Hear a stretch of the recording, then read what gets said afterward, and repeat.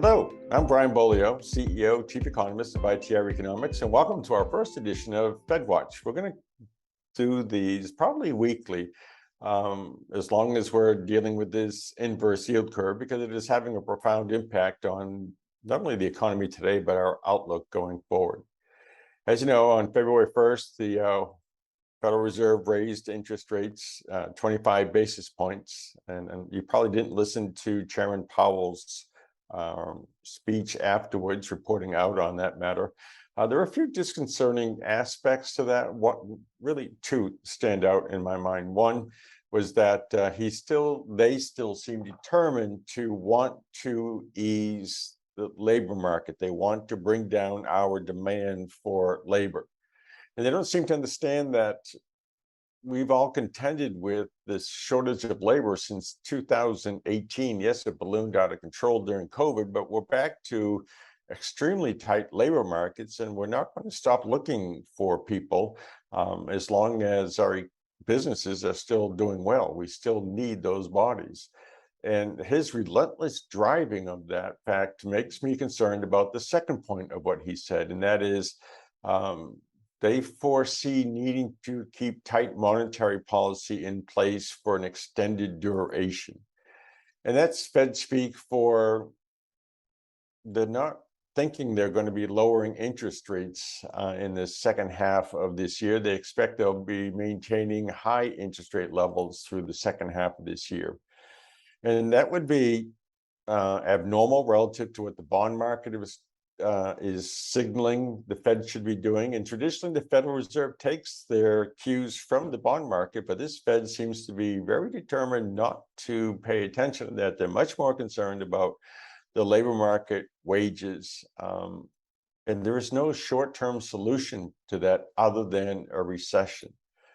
And as you know, our concern is twofold when it comes to this inverse yield curve. If they keep raising interest rates beyond mid-2023, and it'll be very easy to see, that means we're going to be stuck with an inverse yield curve longer than we otherwise would have. And if they don't unwind this into a normal yield curve, or the financial markets don't push long-term rates up to unwind this from a yield curve, an inverse yield curve, then this recession that we're forecasting for 24 could go on longer. It could bite into 2025. And I was talking to a friend of mine about this, who's in the financial community, and he says, "Well, you know, we could see an unwinding of the inverse yield curve by long bonds yields going up." And I was thinking, I said, that does us no good. Now we're stuck with higher long-term interest rates and higher short-term interest rates, and we don't want higher mortgage rates. We don't want higher short-term interest rates. We need these interest rates to come down as what the Fed has already done works its way through the economy. That's vitally important that they give it time to work its way through the economy. We're looking at the jobs reports also, right? And by the way, the January number wasn't nearly as rosy as they painted it to be. Instead of gaining 517,000 jobs, you lost over 2 million jobs in January. And the difference is significant. We're seeing job openings decline. We're seeing wage rates moderate in terms of the magnitude of raises. Things are moving in the right direction, and it would be nice if the Federal Reserve would do more than pay lip service to. It takes time for these things to filter through the economy. Imperfect tools being applied by well-meaning people. We'll just have to see how it goes, but I wanted you to know the latest, and we wanted you to know what the risks are to our outlook.